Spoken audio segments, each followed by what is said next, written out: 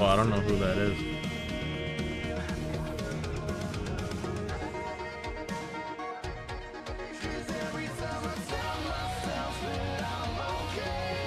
Oh, I'm not really into so maybe walking might want it. He's more into that kind of stuff. Doing pretty good. I've been away from social media a lot.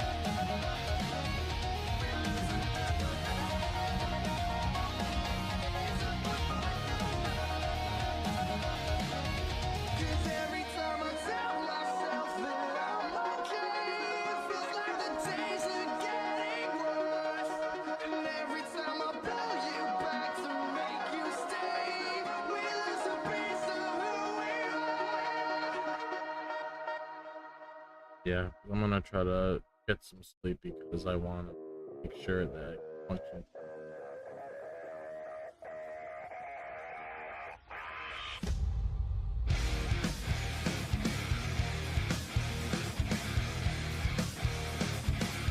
Okay, that sounds good.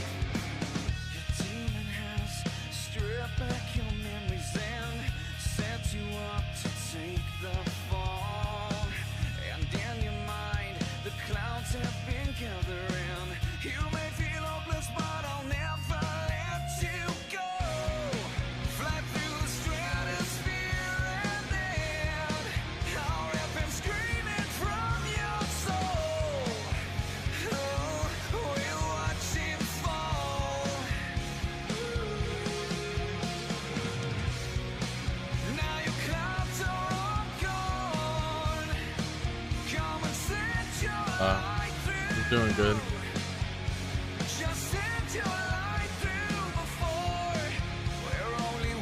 Yeah.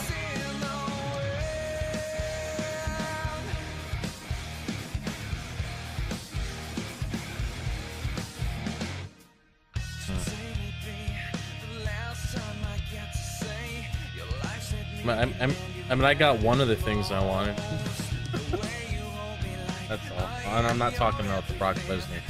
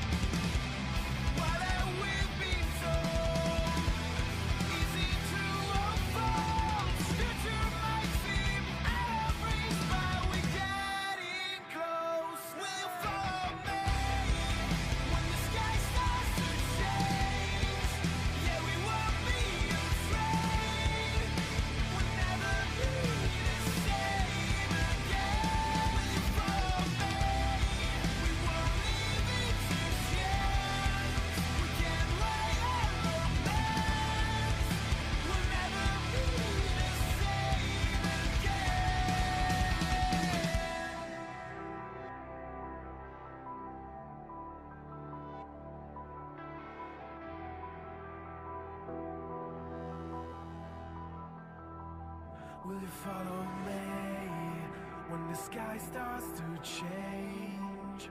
Yeah, we won't be afraid. We'll never be the same again.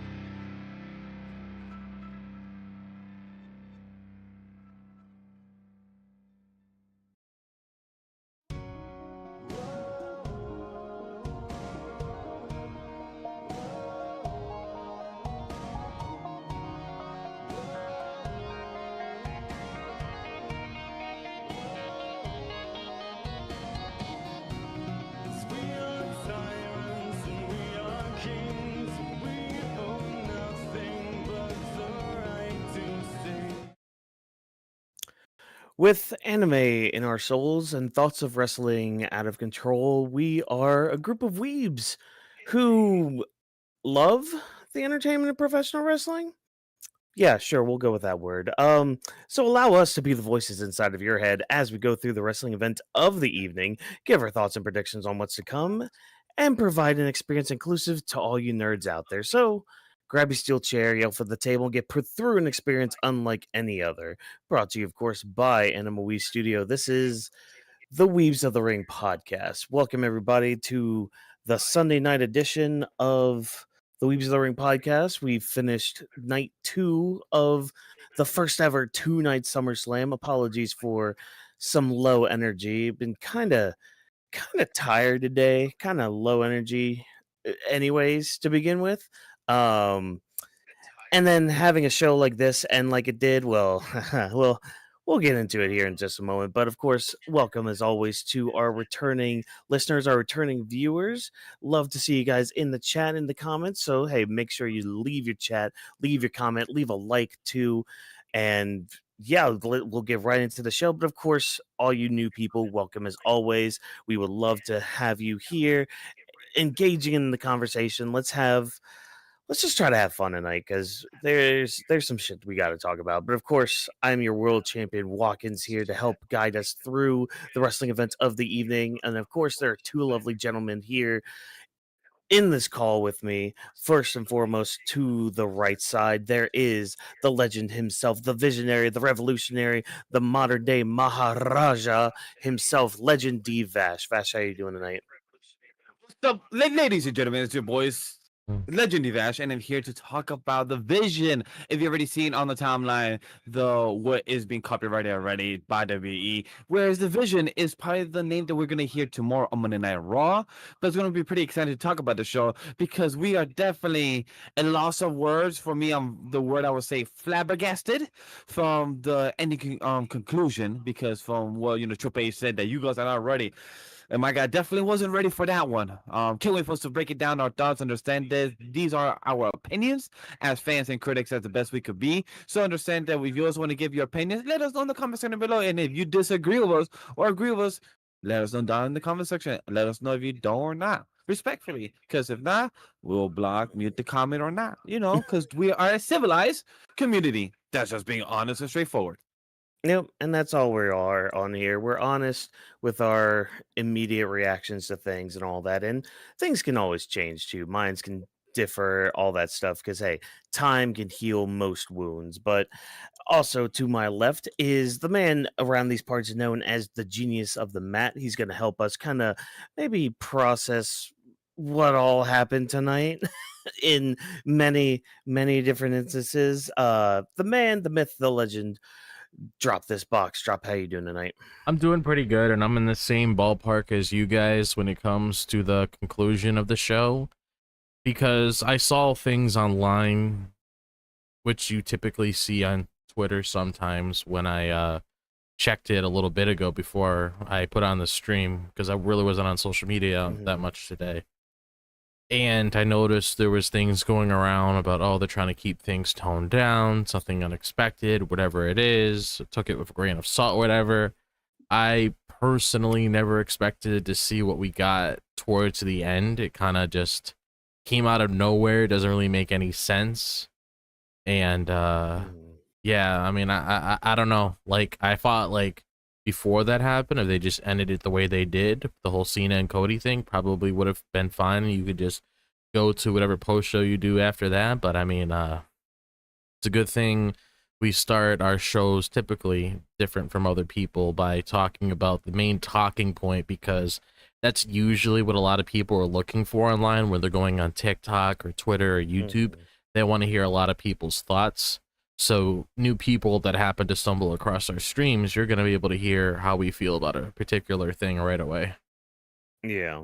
And I mean, let's just get right into it. I mean, the ending of this night, the ending of the first ever 2-night SummerSlam. And not only, Cody Rhodes got the WWE title back, which, we'll talk about the match here in a little bit. But as John is kind of saying farewell to the crowd and goodbye to everybody, and, this is his last SummerSlam in his WWE career. So, he's going to be having this moment to kind of take it all in and everything. Out comes a guitar riff that we haven't heard since SummerSlam 2023. Yeah. So 2 years ago. It's been 2 years since we've heard this certain guitar riff when Cody Rhodes himself defeated him in a series of matches that they were having.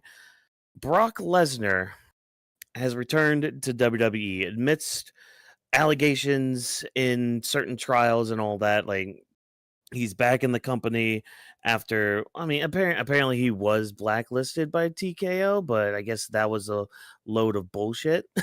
Like, yeah, so this is weird because it's like, on one hand, Brock is an attraction. Like, let's be honest. He is an attraction. He gets money for the company. He's a draw. Okay, let's start off with that. The crowd even itself got hyped. They scream. You heard the pop that you cannot take for granted. You heard the pop. You heard the excitement for it. It just begs a different, like, the elephant in the room is we haven't heard any update or note that he got clear from said allegations of said lawsuit. So for him to just come back, it's just like, yo, are you spitting into the face of the lawsuit or spitting to the people, or what's going on here?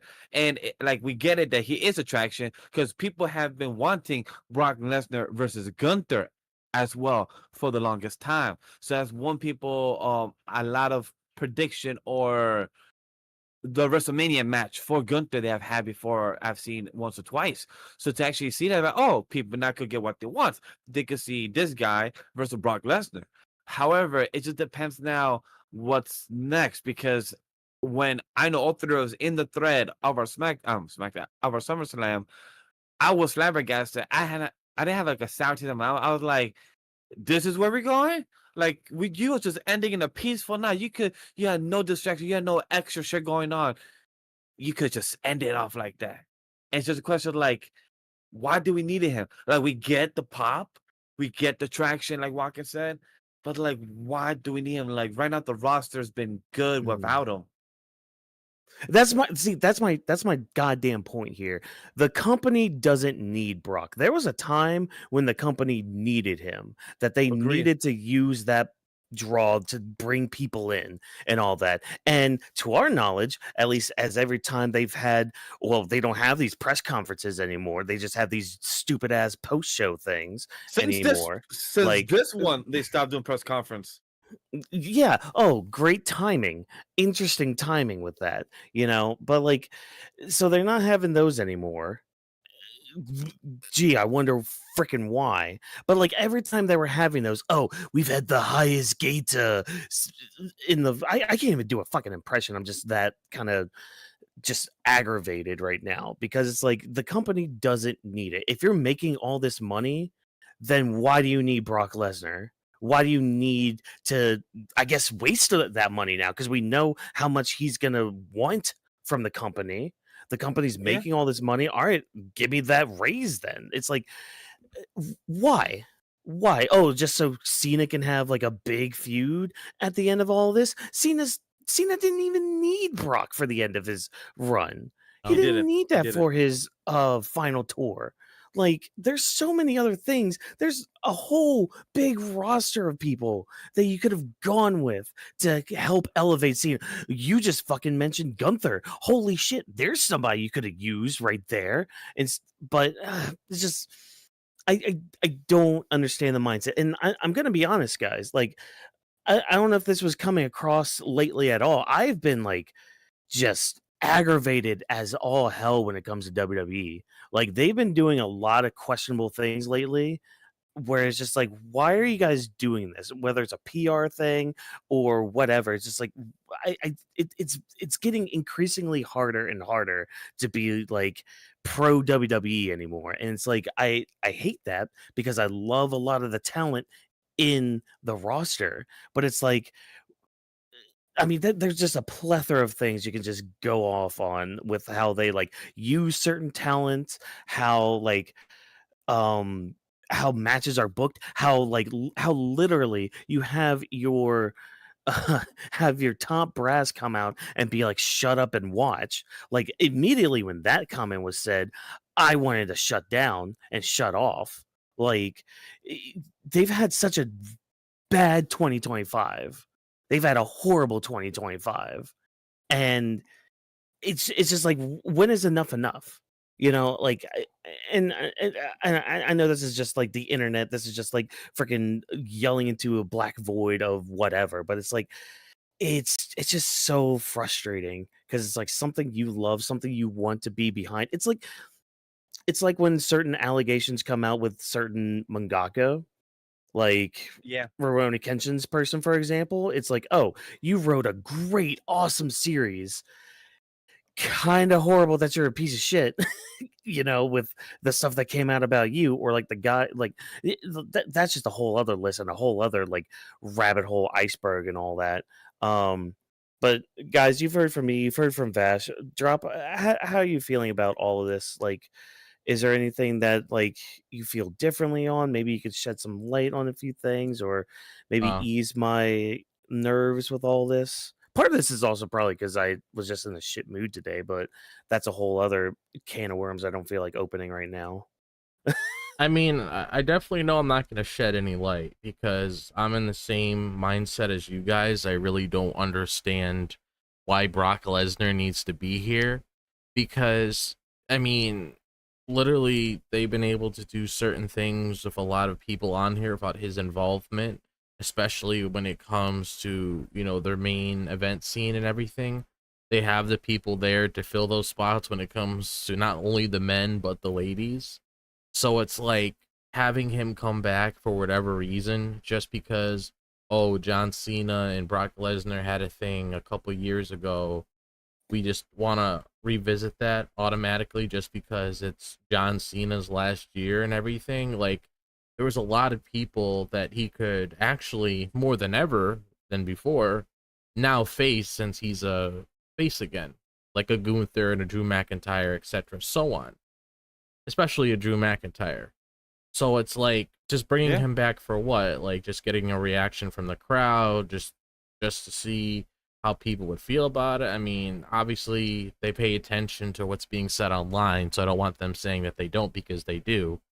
So it's Yeah. like you can open up Twitter right now and there's like a whole bunch of posts on there either memeing this or talking about why it's happening and everything.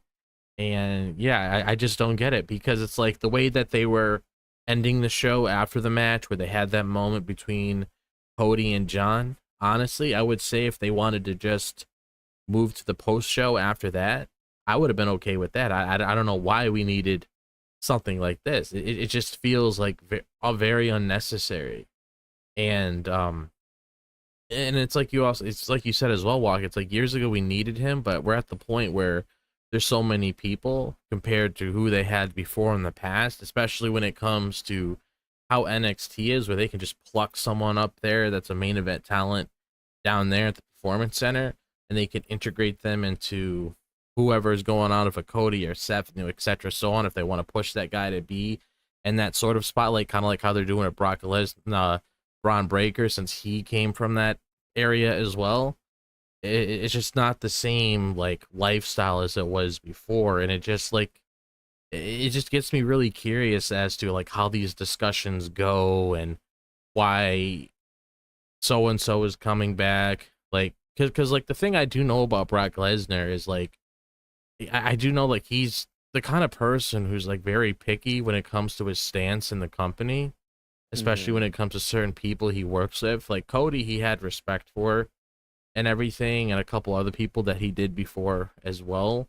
But there's a lot of things where, if Vince wasn't there, especially around that time when he was getting the boot, he didn't really like that because he used to get, that spotlight focused on him all the time. But I mean, dude, it's not your time anymore. We're trying to build with what we have now. We're trying to honestly build off of that passing of the torch moment that we saw towards the end of the main event tonight with Cody and Cena, just branching off of that. Yeah. Why does Brock Lesnar need to be like this little secret room that you want to lock with a key? Like, I don't understand it. Like, there's not even, besides Marks, there's really not that many people online that necessarily like care about this, because the negative outweighs the positive by a fuck ton, and it just doesn't look good on them doing this.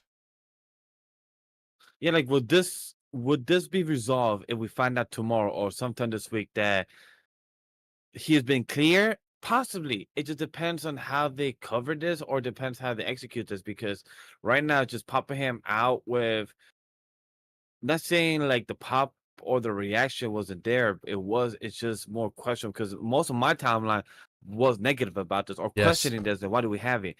I made a tweet, and then somebody responded to me saying that, oh, but you saw the pop. Like, of course, there's gonna be a pop because he's still in attraction, but also it was something nobody expected at the time.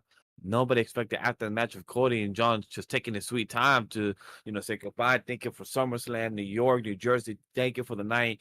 Thank you, MetLife Stadium. Thank you for being here, my last place to show up here for SummerSlam. And he was walking out. Nobody expected to be Brock Lesnar. Like, we're just still speaking about the end of the moment. We haven't even spoken about the match yet and what actually happened and the new champion that has happened with that. But for Brock, it's just, I'm curious to see how SmackDown's going to be, since John is involved with SmackDown. I don't think he's going to show up for Raw tomorrow. So it's really going to be curious how the next 24 hours will be for WWE, if they are going to do any type of crowd control or some type of social media control. See how are they going to change Oh, the there whole won't be. direction of this. There won't be, because as much as they don't want to pay attention to social media, they'll still use clips of reactors going, "Oh my god!" Like they'll still do that shit. Yeah, But no, they don't pay attention to online at all. Yeah. They'll use the same fucking 5 reactors every single time for their video packages and all that. But no, they don't watch. They don't care about the No. internet. Yeah. Not at all. And the most they're gonna do tomorrow, they're gonna freaking show a little package for Cody versus Cena, and they'd be like, "Oh my god, Brock came back! See the exclusive footage of Brock Lesnar coming back." It's like, that's the thing that's gonna suck, because at least we have the positive with that match itself, which I would honestly say it's a classic match, and I'm excited to get into that. Yes, and probably the best John's looked all year. Oh yeah, agreed. But the reason why I also brought that up as well is that it kind of sucks that fantastic match that they had. I'm giving it 5 stars. I don't give a shit what people say online. That is a fucking great match. But regardless of that match, unfortunately, Brock's gonna overshadow it, and that's what pisses me off. Mm-hmm. Yep, that too. Because like Cody just left the ring, kind of unceremoniously. Like he had a moment with Cena, and then he was giving Cena his moment. I don't even know if he knew Brock was coming back. Same, I don't think so. But I don't they think probably so. crossed paths at the gorilla position.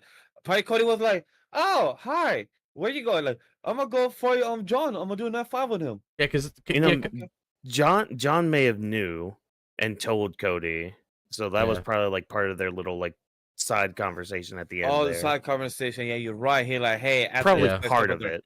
Yeah. Yeah. Yeah. Ugh. I'm looking at the clip right now where like John's like holding Cody close to his head. And I'm like It's like, picturing in my hey. head, it's like, yeah, so this dude's gonna come out in a couple minutes, F5 me, so Yeah, so you might want to leave, but I feel like there was some other stuff said too because yeah. Cody did look pretty emotional on Oh, yeah. like out there. Oh yeah. You know, Yeah. a true passing of the torch. Because that's the thing. Like, I mean, we'll get into the match, I guess, a little bit. Like, this was, I mean, Cody asked for Super Cena, and he got Super Cena. Yes. You kept texting Like, in the thread. Thank you. I was laughing. Yeah, dude.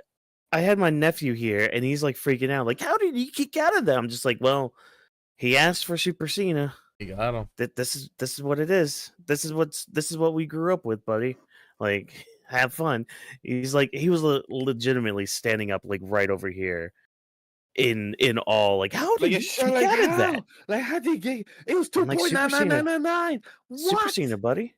But it just, yeah. It was fun seeing that happen. I agree, Walkers, because there's a few times, like, even when Cody got the avalanche of the AA, I thought that was a close count. I'm like, Yeah. oh shit, You know is John what? Cena gonna get here? And I'm like, no, Cody pin out.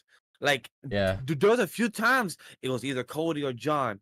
And my wife even asked me, like, babe, who do you think is going to? I'm like, honestly, babe, right now I have it at 50-50. I don't know. Because right now there's no Travis Scott, there's no Distinct, so I don't know. My girl God. said, yo, is Cody gonna win? She was committed to say from the beginning. I'm like, I copy, you got it. After Cody won, she's like, you see, I told you so. I'm like, you said it, yeah, he was right. You got it on Yeah. the dot. But it was enjoyable to experience that with wifey, yeah. but also just to see the split of how I felt, because there's a few times like it's going 50-50. Like, oh my god, he pinned out. Oh my god, that was a close call. Yeah. Oh my god, that's 2.99. How the fuck did he get out? And even one moment of a highlight was when there was like, I don't know how long the match has been so far. I haven't checked, but almost 37 minutes actually. That's crazy. So good 37 minutes, great. I was gonna say in my head, good 35, close, great. Yeah. But at the close end of the match, when they went outside to the crowd, Yeah. my wife asked, "Why they step out the ring now?" At the end, I'm like, "Well, it's a street fight. They've used all the weapons, but they haven't gone to the crowd yet. So they have to check the box real quick to go to the crowd, and they come back." Yeah. And then I love how they use the fence of the barricade. It was just sort of like, that's gonna hurt because they're gonna land on that. I was like, why would they do that out there? I'm like, it's for entertainment purposes. It's for Yeah. entertainment. Like, do they need to? No. But do they want to for the shock value and the entertainment aspect of like, yes, street fight, we're doing this, break it, go back to the ring? It's painful. So like those enjoyable moments just bring the extra value of the event. Even though what we said that said person is attached to this, I could still remember that this event was enjoyable watching a wifey and her having those questions, but also just seeing the spectate of those 37 minutes. Mm-hmm. Yeah, and hell, I said it in our chat. I was just like, get ready for 45 minutes of sports You did say- entertainment. You did I say was it. close. I mean, I don't know if that time can adds on with like the whole video package and the entrances, but you know what, fuck it. It's in there. There we go.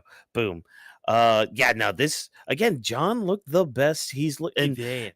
I think this kind of just adds more precedent to I think I said this during the prediction video where it's like the whole year I feel like kind of was leading up to this moment, because that's the thing. John, he's not in the best ring shape as everybody who's on the main roster wrestling every single night of their freaking lives and going out there and putting their bodies on the line for it. Like John's putting on like a couple matches a month, if that. And so for him to put on something that he did tonight, I mean, hell, that was great. Like you can kind of tell his body was still struggling with lifting Cody up. I mean, that's the thing. Cody's like a 250-pound dude, or maybe a little bit more, I think it is. Like, John was lifting him up a lot onto his shoulders. Like that is, and he even carried him down the ramp at one point. Even got on Cody's lift and had him like on his shoulders that whole time. Like a goofy spot, if I'm being honest, but like it was kind of fun as well. Like just with that shot of like the smoke coming out and Yeah. John just kind of smiling a little bit, like that was just goofy wrestling stuff right there. But I mean, kudos to him. You know, he worked his ass off to get to this moment, and he put on one hell of a show. And the interesting part here is just like Cody's reactions throughout the match, because like you could see like The he expression of doesn't frustration. yeah, he doesn't want to do all this, but he has to in order to become that champion. And like it kind of ties into what was going on like in his mind when Kevin Owens was like he was feuding with Kevin Owens, because it's like, oh, this is my best friend, or like one of my best friends, and now he's turning on me because of all this stuff that's going on. And like I have to like dig down into a deep dark place in order to put down one of my best friends. I don't want to do that, but I have to do that. And here we're seeing it. Okay, I have to do this to somebody I considered a hero in my line of business. Mm-hmm. And even like that final salute he gave, it was in my mind. I'm just like, oh, he's about to old yeller him. He's about to just take him out to the woodshed and just end John, which I mean he did, but like the crowd booing Cody Yes. at one point. It was when he grabbed the ring of the bottom Mhm. of the metal pipe and people were booing him. I'm like, this is a street fight. Why are you getting mad for him to use the weapon that he is Yeah. allowed to use? I was thrown off. Like, I get it if he was being more aggressive or Yeah. more like a heel stuff, but I'm sorry, if I was still face, I'm gonna use a weapon to win my belt back. Like, I'm not doing the Yeah. heel outlandish moves. I was confused when the crowd was booing. I'm like, the fuck do y'all see? Like, what is he doing that's wrong? He's literally doing what it is to win back Yeah. the goal. Like, haven't you ever like seen the Lord of the Ring, like my precious? Like that's Yeah. his shit. He- He wants it back. He's literally doing what people want him to do, and that's to show more aggression. So that's why a lot of people say that wrestling fans are fickle, because they say one thing, and then when it happens, they complain about it.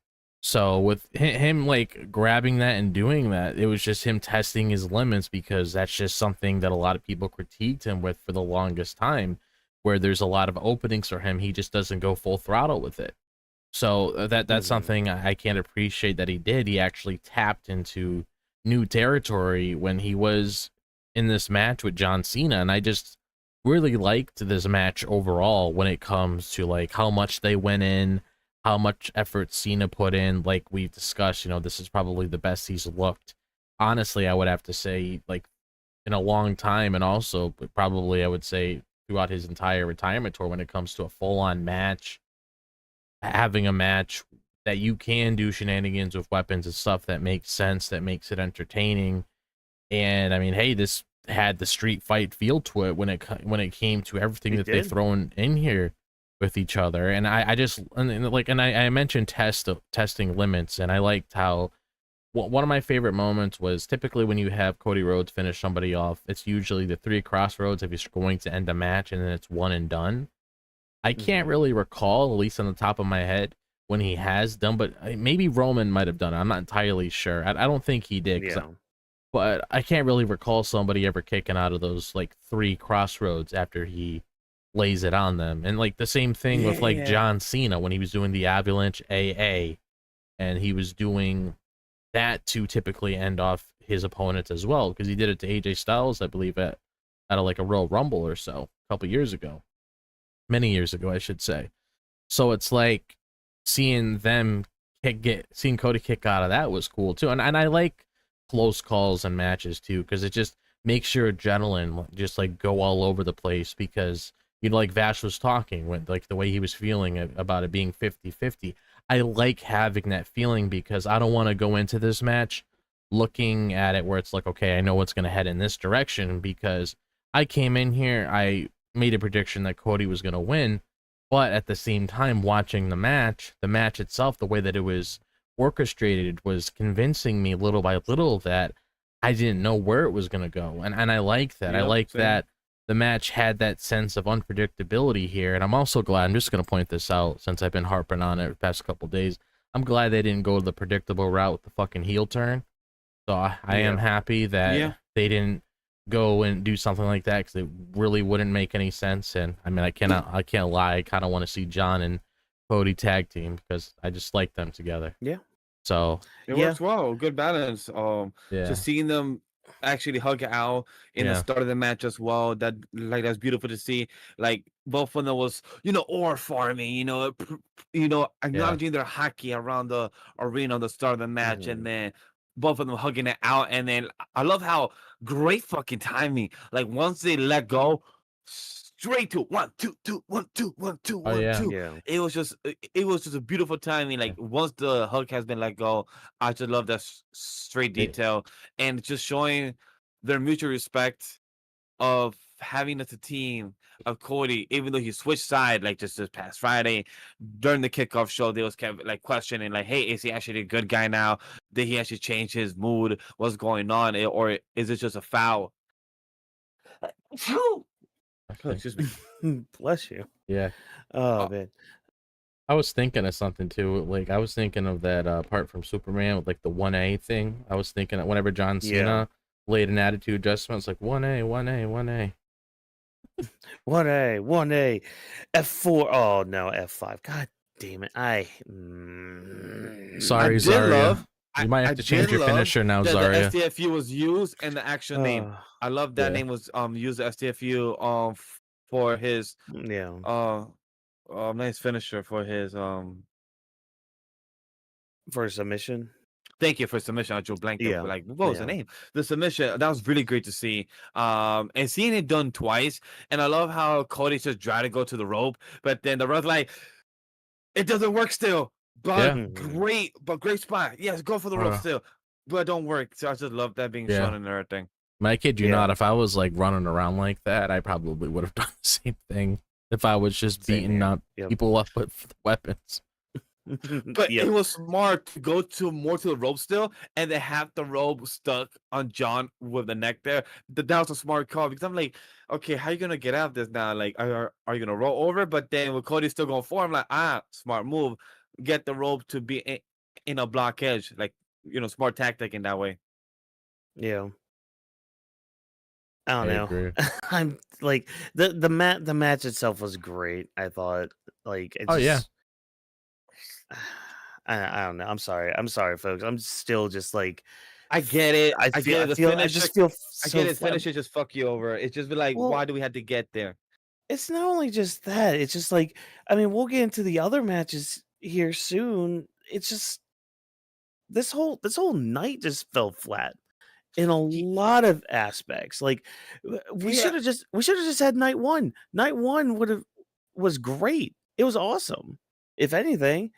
But I didn't ask this question in the beginning of the show because I was going to ask it at the end, because I know we could speak about night one, night two now that both have concluded, because I know we could talk about this in our final thoughts segment. Instead of saying final thoughts, we could talk about, like, compared to night one, night two, which one was better? Which one do we prefer? I know it's very obvious at the moment which one do we prefer and which one do we not wanted. Yeah. But that's something that we could discuss at that, because that's an actual conversation, that we could slightly break down a bit. Yeah, and I mean, I think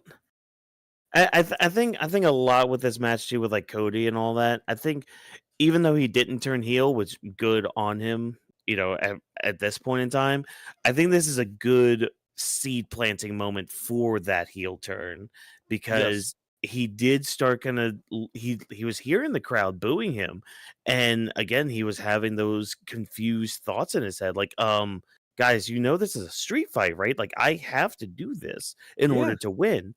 And it's just one of those things that's just like, you have to, obviously, because, that's the match type. But do you need to? Like, it's one of those, like, it's one of those situations where it's just like, okay, you need to, be this kind of, you need to have this kind of brutality in order to defeat somebody like Super Cena, because that's who showed up tonight, was Superman. Like, you gotta do whatever you can to win that fight. like not the match, not within any rules, a fight. So it's like, yeah, I'm doing what I need to. Why are you guys booing me for doing my job? That's just a Oh, good thing, just to kind of pocket for a little bit I almost later. forgot to mention the pile driver spot. Yes, that was so I good. saw a tweet. I saw a loved it. tweet that I was laughing that said, "Imagine Kevin Owens at home and seeing Cody doing power driver and doing this. What the fuck? What the fuck?" Mm-hmm. It was funny because the crowd would start chanting, "You can't use that." Yep. Yeah, they did. They did. Crowd was very mixed, but I know in the thread, one can say, "Look, the crowd woke up for the main event." Oh yeah, yeah. Because there were other times tonight where they were just silent, almost. And it's just like, can you guys wake up? Like, you guys are getting some actual good matches, like the women's IC title match, for example. Like, and you guys are dead quiet. You guys are stupid. Fuck New Jersey. I'm gonna say that right now. Fuck New Jersey, not New York, New Jersey. But, Understandable and appreciate on that. yeah, well, we'll see about that New York comment in like 3 weeks' time. But that's in 3 weeks' time. We'll see how that goes. I don't know. Anything else we could like add with this main event? I don't know. I don't really have anything else. You guys pretty much hit most of the nails on the head when it came to this. I mean, we got outside of the ring action, we got inside of the ring action. There were a lot of callbacks too with like some of John's past matches. So like Yes. with that Avalanche AA onto Cody kind of reminded me of like his one match at the Royal Rumble 2017 with AJ, where he ended up beating him with that move. John able to use like that leg drop he does. The freaking pop rocks on the outside was also pretty Yes, good. the pop rocks I was I say great. pop rocks because I kind of forgot the other name for it, so I'm just Same. gonna go with pop I rocks. appreciate you in the same ball on that one. His reaction to his face that after he did it was amazing as well. He's like, "Oh shit, I executed that. That was nice." And even like the bottom rope spot where that got taken out, that I mean, just call back to his match with Umaga at another Royal Rumble, mind you. So, yeah, just a lot of good callbacks from his previous matches, and just overall a lot of fun. Like that's what this match was. It was fun, and it was what it needed to be. Shame that it, again gets overshadowed by the whole Brock Lesnar conversation, and that's gonna pretty much overtake whatever conversation people have about this main event. But I think we're not gonna beat that dead horse anymore. All right, so I think we should just kind of move on, and we'll touch on these subjects as weeks go on and all that as we go to our next event of Clash in Paris. But let's talk about the rest of this card, because there were some other good slash questionable things on night 2 of SummerSlam. One of those falls under the questionable aspect of it. So let's move right on along now to our US title cage Oh match boy. between wow. Solo Sikoa and Jacob Fatu. So this was a very physical matchup. Obviously, you got not only two Samoans, but two powerhouse Samoans. So already you know what you're going to be getting when it comes to this kind of match. But of course, after some time, the MFT come out. They surround the ring like sharks to a bloody seal or whatever.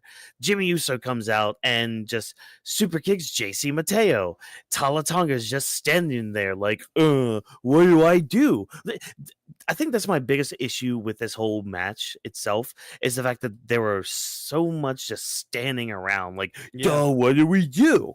So whatever. Tala Tonga takes out Jimmy fairly easily after Tonga Loa and JC Mateo are dealt with. And I do like this one spot where they actually handcuffed Jacob to the cage. Yeah, the top of the But cage. yeah, but unfortunately the camera didn't really catch when he got out of it. That would have been a great spot to see, a little bit closer up. But hey, that's like a nitpick with that. Solo like drags not Solo. Jacob drags Solo back into the ring, and he shuts the cage door because To me, this would have made sense if Jacob ended up winning, because it's like, oh no, I'm not gonna try to escape the cage. I'm gonna beat you inside the cage. Like, I'm gonna get the pinfall victory on you. 1, 2, 3, no leaving, yara mean and all that. But But that's not the finish of the match, because Solo keeps trying to escape through the door, and Jacob's like pulling him back in, until finally Tala Tonga comes by, hits the steel cage onto Jacob Fatu. Solo's able to crawl out, wins the match, and then him and Tala Tonga just leave. And we basically get a repeat of what we got on SmackDown the other night, where JC Mateo and Tonga Loa are right there inside the ring, inside the cage. Jimmy just shuts the door, and then Jacob Fatu does now a very impressive moonsault off the top of the Oh, yeah. cage. That was impressive physically. yes.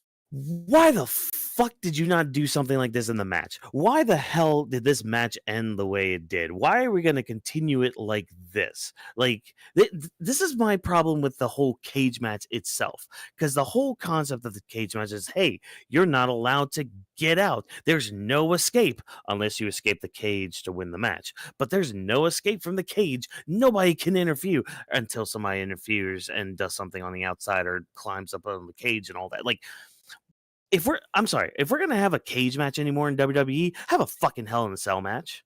I'm done with the regular cage match. Either do a Hell in a Cell match, or do what you did like back in like 2005, where it was the Big Show versus JBL in a barbed wire steel cage match, where they had barbed wire on the top of the cage. So no one could get in. They actually locked the freaking door, so there was no way to get out. It was only a pinfall or submission. But nah, it's fucking, oh, nobody could get inside. I hate that concept of a steel cage anymore. It doesn't do anything for anyone. Even, I mean, AEW is the same way with it, because like there's still interference in that. Their cages are a little different, but there's still interferences. There's still just like bullshittery going on. I don't know, man. It felt flat. It felt very flat. The match itself was fine, but I don't know, man. It just Look, it wasn't it. I have to agree with Watkins. This match sucks. This match was entertaining. Out of the 1, 2, 3, 4, 5, 6 matches of the night, this was my least entertaining one. This was the one that to me that was a 12-minute match, and it was, I believe, the second shortest of the night, and it was something that I expected could have been more. We love Jacob Fatu. We love the Samoan Werewolf, but look, the Bloodline Vortex, the Bloodline Recycle has been great for 4 years when Roman's attached to it with Jimmy. We have Jay, we have Solo, we have Sammy, and Paul Heyman. We had the Recycle throughout the years, and the story kept going and evolving. We had the memes and everything. Great. But once Solo took over and once it became MFT, it's not hitting the same. It's not smacking the same gear in motion for us fans to be hooked. Where we have JC Mateo, who was a beast and an animal in the indies, who was revered in the indies. Now it's just look like he's just standing around. We have Talatanga Okaleo, who was a big dude who was menacing in the indies. He had great matches and who looked like he was down for business. But now we're not getting that from him, and they're just standing around. I have to agree 100% beyond Watkins. This match was one of the matches I was on my phone, going through Twitter or talking to wifey, not lock in. This match was one of the matches I was looking forward. I want to see Solo cook with this, with Jacob. Like what we have seen before with Jay and Roman back on the Samoan rules or the Bloodline rules. My apologies, with Bloodline rules, with any of their matches for they have done for years ago. But for Jacob Fatu and Solo, it's not working. Either you pull Solo by himself, bring him back from the NXT days where he had the attitude, where he had the charisma, but could do the things on his own, because the current MFT are feeling like they're useful but useless, because why do we have the person in charge, the person that's a champion, rolling out of the ring and can't even, gather himself together to stay up and be confident. Like that feels lackluster for my champion and for somebody who's in charge of a group that's called My Family Tree. Yeah. Uh, I don't know, man. I know you kind of did not like the finish of this at all. So talk to me. Talk to me. Yeah, so How well does this continue the story of Jacob versus Solo? I'm gonna say this. I expected a lot more out of this match because you're trapping Jacob Fatu out of all people inside of a steel cage. So you would think with that in mind, you would probably put a lot more effort instead of what they did tonight. Like, it just felt really flat to me. I personally didn't really find any enjoyment with it because it just didn't feel like Jacob Fatu was full throttle until what we saw towards the end of the match, which honestly should have been a part of the match. That spot itself that we saw to really close out that match itself, where you had him doing that moonsault top of the cage, should have been involved in the match, should have ended the match, should have been a little bit more creative there. I honestly felt like they didn't really go full throttle when it comes to like the steel cage itself. And I'm also with you, Watkins, as well. I'm not a fan of I think I mentioned this to you before. I'm not a fan of the fucking door thing that they do with the steel cage. I never liked the ref it. I never the ref liked keep it. opening for them. Yeah, I never liked it. It just seems lazy. Because it's like the way that I always did like the steel cage when I played the games, I never went out the door. I either kicked your ass in the ring or I went over the top of the ring to get out. I just kind of wish that they established something like that where it's like, okay, you know what? Either pinfall submission in the ring or you go over the top and then you win the match that way. But again, you know what Vash was saying, there was a lot of people outside the ring just standing there, just looking like, I don't know, Plank from Ed, Edd n Eddy, just an inanimate object. I mean, that's kind of how JC Mateo feels at this point. Yeah. I expected... Like, he had so much hype coming into the company. And now look at him. He's just some goon. He's just some goon. I hate that we have such great mid-card potential while we can focus on Mateo, have them feud with Jacob, just have them as solo guys or dual guys, but as group shit, just as goons, it fucking sucks. Because Ukulele could be great. Bro could be the next step of Big Show or Kali, like use that or use that strength and height against you. But this shit's not working. Yeah, I agree. It sucks, man. It's weird because it's like you would expect people though at that size like doing more things. That's the thing. Like you would expect them to like JC Mateo. I expected him to do a whole lot more things, especially the sort of reaction that he got when he came, because he did get a reaction when he came. People actually cared when he appeared during that match that Jacob had with that fatal 4-way match. And I mean, they haven't really properly introduced Tala Tonga outside of him just popping up and everything. So he kind of feels like a little side character in a manga. Yeah. Barely a side character, because again, like when Jimmy comes out, super kicks JC Mateo, he's just like, what do I do? What do I do? What do I do? It's just like fucking attack him. Yeah, like run. That's what him. you do. Like, I felt like they didn't know their spots, or they was confused, or I don't know if they're turning them wrong direction and they're not acting it well, because it really just takes it out of the scene. Like it takes out the immersion. Like, what the fuck you doing? Like, you're just standing there as a goon. Like, why am I watching some type of cartoon, or why am I watching some type of, some type of CW show where the boss has to tell you, well, go chase it. Why the fuck are you standing around there for? Exactly. Yeah. Like, that shit pisses me off. Or it's like some bad video game where the bosses don't feel like they're even challenging. Yeah. I don't know. Which honestly, I will say, because I did see this comment online, I can't necessarily blame people when they said this after seeing this match about not really caring to seeing Bloodline on TV unless there's a solid direction. Yeah. Agree. Well, like here's the other thing too. I mean, I'm sure this is mainly just to build Jacob more, which again, Jacob is really good. Just you gotta let him actually be really good, but that's a whole other different fucking conversation.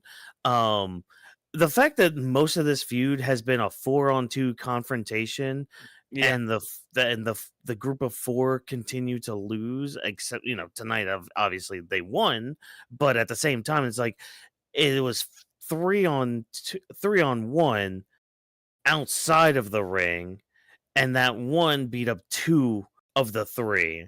And the only reason the third didn't get beaten up is because he's a fucking 7 foot tall beast and all that. Well, quote unquote beast. I Yeah, don't know. because They gotta he's actually have him fucking do shit. bro is acting like a chihuahua. Like, hey, you're a beast that looks like one, but you act like a chihuahua. I don't know, man. But I mean, I guess we're gonna continue this solo Jacob thing. What are they gonna do next? I mean, there's gonna continue to be interference. So it's like you can't do a steel freaking cage anymore. You could try to do Hell in a Cell, but all right, fine. Do whatever that is. Neat. Um, I don't know. I don't know. What's next for Jacob? Maybe freaking move him to Raw away from all this I or mean, something. I mean, yeah, because if you look Yeah. at the environment there, you got Mhm. Gunther, you got Seth Rollins, you got The El- IC title. yeah, you got the IC title there that honestly feels a little bit more legitimate than this one. You got Yeah. AJ Styles there. You could do Jacob Fatu versus AJ Styles in the near future or so. I mean, Yeah. it just seems like when we spoke about this yesterday, if I'm not mistaken, or maybe it was Friday, they definitely need to change the playing field instead of just having the same people butt heads all the time. Because it's almost like Mhm. you're like sitting down on the couch watching TV. You can only watch so many repeats of a show until you get bored of it and you're gonna want to watch something else.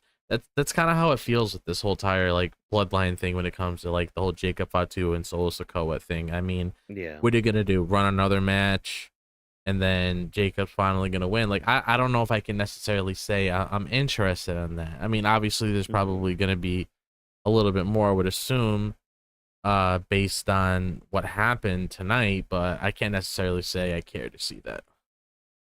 Yeah, I legitimately don't. Yeah. Let them do Same. something else with people because, like, we've seen Samoans clash for a long time now. It feels like just have them work with other people. Like, even Jacob, I think in an interview just like the other day or just within this past weekend, he mainly gave thanks to people like LA Knight and Braun Strowman for helping him like get better in the ring. Great. Work with more people that aren't your family right now. Like it's kind of what I was okay. So if y'all cast y'all's minds back, I think I said this maybe like last year when we were doing coverage, but like I had made a comment. It's just like, I love Bianca Belair. I love her as an act. I love her as a superstar and all that. But like there was a point where I was just like, okay, she should probably go away for a bit because she's always on the screen. She's always getting these matches, like these title matches and all that. Like she's just everywhere, and I want her to just be gone for a bit so that way I can miss her and have her come back and like do more things. That's what I want with the bloodline right now. I want them to be separate for a bit. Just like when Jay left the bloodline, he left them, he started doing his own thing, and you know what? It was actually kind of good shit. Because it was actually like diving into like his character Yeah. with other people and him trying to like kind of go on or with these people and all that.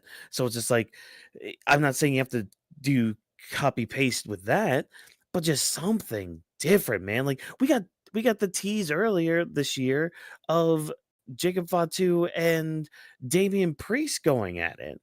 Yep. And I mean, we haven't even touched back on that because Damian Priest is doing stuff with Aleister Black right now, which Yeah. is fine, but I don't know, man. Just change it up a bit, man. Like Yeah. this was my problem last night too with some things. It's just like you play it safe so much, just try to be experimental a little bit. Like whether you fail or succeed, at least you tried. At least you tried to be different. I can at least applaud that. We But just hope you're better, WE. Hopefully, this coming next you 6 know, months, you better. Yeah. I mean, they definitely made a good Um, decision just now that I posted in our Weebs of the Ring chat. wait, what happened? So I mentioned to Vash. Well, I can't say I necessarily mentioned it to him, but I said in the chat that we were literally just talking about switching people around, like have a different environment and Oh everything. yeah, So they are moving LA Knight to Raw, which is good. So good. Have him feud with Seth now. Maybe yeah, win the world title from him. But there's the other kicker too. How much you want about LA? Like I know Punk just lost, and he'll want to get after Rollins and all that. Watch LA Knight be the first freaking feud Rollins has with that title. yeah, Most likely. Anyways, let's move on to another title that was actually kind of fun to watch. The IC title match between Dirty Ass yes, Dominik Mysterio and AJ Styles. This match was really fun. I really liked it from the entrances of AJ Styles coming out in the lowrider, his gear looking very much like Eddie Guerrero's oh from yeah, 20 years ago. Because like they made mention, hey, Dom is quote unquote celebrating his 20th anniversary in WWE because it makes me feel very, very old saying this. 20 years ago was the infamous um battle, the ladder match between Eddie Guerrero and Rey Mysterio for the custody of Dominic. Like, it's crazy that was 20 years ago. But yeah, so I thought this was a fun match from like a few certain spots, like with the chair and all that, pulling Eddie Guerrero, and even the boot to lead to the finish, I thought was fun and somewhat clever. Uh, but yeah, Dom ends up winning because his boot comes off. The ref is turned around. He hits AJ with a boot because, hey, a boot that's not on your foot is apparently more devastating than a boot that's on your foot. So cool, neat, awesome, fantastic with that. Dom hits a frog splash for the win. He has the IC title still. So the only ones in Judgment Day without a title currently are Raquel Rodriguez and Roxanne Perez. Where the story goes from there when it comes to Judgment Day, I'm not quite sure, but what you guys think of this match? But if Yeah, you guys didn't Vash, go see, ahead. also Liv Morgan retweeted or quote retweeted oh yeah, when Charlotte Flair and Alexa became champion. I believe she said "good for you" or "good luck" or something. And she said some positive or sarcastic comment towards that. So it's gonna be pretty interesting for tomorrow Mhm. Monday Night Show of Raw coverage. But when it comes to this match, this was the shortest match of the night. This was a 10-minute and 41-second match. This match was a beautiful entrance from AJ Styles, playing homage to Eddie Guerrero, like Watkins said, with the lowrider, with the pants, with the shirt, with the style. But Watkins, I'm not sure if you brought up no gloves. I was kind of sad Mhm. about the no gloves in that sense, but this was a good match, entertaining, yes. I felt it was kind of fast. I expected it another 2 to 5 minutes more of the match itself, but it didn't occur. However, when I say about this match, it was pretty funny about the boot, but 100% agree, because I would understand if he had his hand inside the boot and like smack you with it, it would have seemed more believable. But when he was holding the boot and just holding it like he was trying to slap him with it didn't feel like it was like a 20-pound type of dumbbell. It felt like you're smacking him with a 2 or 5 pound type of dumbbell. With like, yeah, it will hurt, but I don't think it's gonna knock you out enough after a frog splash and have Dom win, and then you still be like, wait, what just happened? I'm like, I guess. Still good match, but it sucks for this match to be so far that we know from the kickoff on this past Friday that this may be the last SummerSlam from AJ Styles. Yeah, I yeah, mean, yeah, it was probably his last one, which again, he had fun with it, so that's all I can ask for. Yeah, I mean, I wish he would have won, but I mean, it's fine. I'm fine with it if I'm being honest. But go ahead, drop. Same. yeah. I'm honestly I have the same mindset as you, Watkins. I wish AJ could have won because one of the main things I did say is that AJ has been putting in a lot of effort as of recent when it comes to really selling this feud between him and Dom, because Hmm. we saw the whole video package where he was dressed up as a janitor, he was praying, he was doing all this comedic stuff and everything, and then we see him come, because I saw some report come out about somebody getting a special entrance when I saw the image, I saw the iconic car, and I was like, oh, okay, it's Dom, because Dom's done it before. I didn't expect it to be AJ, so that's what really caught me off guard when he was doing it. So it Yeah. actually entertained me. But still, I felt like the dude put in a lot of work. He's not getting any younger. I want to see him with a title again. Not necessarily like a tag team title. I kind of want to see it like a singles championship. And I felt like this Mhm. could have been like the perfect moment here to really do something with that. But of course, you know, shenanigans happen. You got the boot involved. He hit AJ with it. He hit the frog splash. He got the win. He got another big name under his belt when it comes to somebody that he pinned. And the match itself, though, like we like a lot of people have said, it was a fun it was a fun match and everything. There was a lot of nods to Eddie, which I really did appreciate. So there's a lot of Mhm. things in between that actually made me care about this, which is why I said, you know, based on everything we saw beyond the TLC match, this was probably the other highlight of the night because I actually cared about what I was seeing on screen with this. Yeah. Yeah, and I mean, where we go from here? I mean, even on the post show thing, as we were getting ourselves together for tonight, AJ did mention, he's just like, you know, Dom. He basically gave Dom some flowers. He's just like, hey, you know what? Dom got me. He got the better of me, and I should have thought better more on that. But you know what? I'll think better next time about it because I guess you know they're not done yet. I don't think. I feel like AJ's still probably going to pursue Dom in that aspect, or he'll pursue a bigger other targets and all that. So we'll see. But I mean, I had fun with it, and I think at the end of the day, this was a fine match to have, especially where it was on the card, like right before the main event. This was a good way to just kind of add some levity to the evening before we got to that big street fight that we had at the end. That's a good point to shout out because Hmm. I was a bit questionable, Watkins, when I first saw the rundown of this, that this match being before the main event. I expected it, the TLC being before this one, because the TLC, I know that we're about to talk about this one, so this either Hmm. could be a perfect transition. That I feel like the TLC could have been a night event match because it could have worked better with the Wyatt Sicks being in that match itself. Hmm. Because with having Dom and AJ, I didn't expect them to kind of be the before main event, so it's a bit different. Yeah.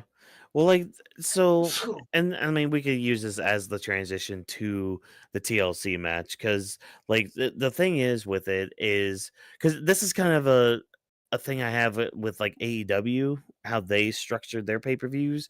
Because normally, and I look at All In with this, they had like three top tier matches back to back to back. It was the Kenny versus Okada match, then the women's title match, and then I believe it was the main event, the Yeah, Hangman versus um John the Moxley. Moxley match. So it's like you don't really get a chance to just kind of breathe a little bit after huge matches like that. So that's why it's like good that they had the IC title match here rather than the TLC match because like how that TLC match went, holy shit.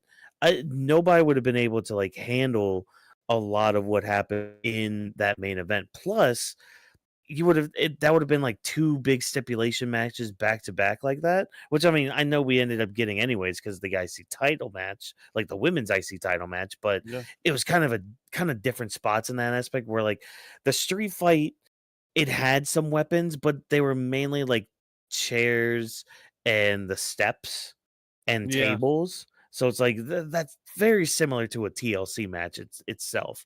But and I mean I get the whole aspect of like, oh, you know, the one the dark, blah blah blah. But like you could also still get that good creepy factor in the day like it did here, especially with It was like good. the It use of was. fog. Yeah.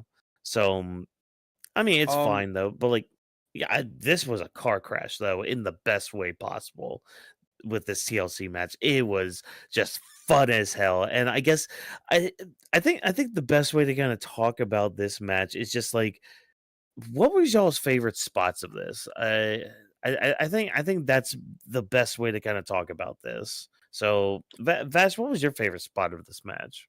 A big shout out to Candice LeRae. I want to say that one Mm, first. A big shout out to her because she took a heavy spot. Hopefully she's good. Hopefully she's healthy. Hopefully her knee is good because when she did take the spot, she was up there helping DIY to take the title. But then obviously BFAP and Nikki Cross got intertwined within that little scuffle. But then accidentally her boot thing um Johnny Gargano pushed the ladder that Candice was on, and she landed on one of the ladders on that was set up from the ring corner on the right to the announce table, and she landed gnarly as hell. So hopefully mhm, she is all right. But it was a great spot. I did see somebody tweet that saying that watch Candice do something during the TLC match. I didn't see it until during the match or an hour or two before. So it was pretty cool to see that people already expected this or knew that she was going to be involved in some capacity. So that was really mhm. awesome to see. But that's one of my favorite spots because it was something I didn't expect to see. The other one was when DIY landed on the left on the two stack tables Mhm. right there that the Street Profits made up in the start of the match. Yeah. Yeah. Yeah, that was a good spot right there. Just to end the match like that too, I thought was really good and kind of another homage because we actually had the Dudleys and the Hardys in Yeah. the crowd tonight, which I did see a report about the Hardys being there. I wasn't sure at what capacity. I don't know. I didn't know if they were going to be randomly injected into this match, which would have been crazy, but no, they were just out in the crowd and all that. But yeah, a good homage because I think it was TLC 2 where they had like the stacked tables like that, and I forgot who went through it in that match, but yeah, a good homage to all that. But drop what? Also, I was just gonna say a quick thing about the Hardys that were there as well. Mm-hmm. Big shout to Jeff, always finding a way when he hears his music to just do his little moveset real quick. Like always just finding that quick Yeah. second to intertwine that. So I just love how Jeff is like, yeah, I'm gonna take my quick spot. I got called out. So a big shout out to him. Yeah, yeah, big shout out to him. But drop what was your favorite spot from this whole match? I mean, a match just riddled with amazing spots. What was one highlight from you? Uh boy.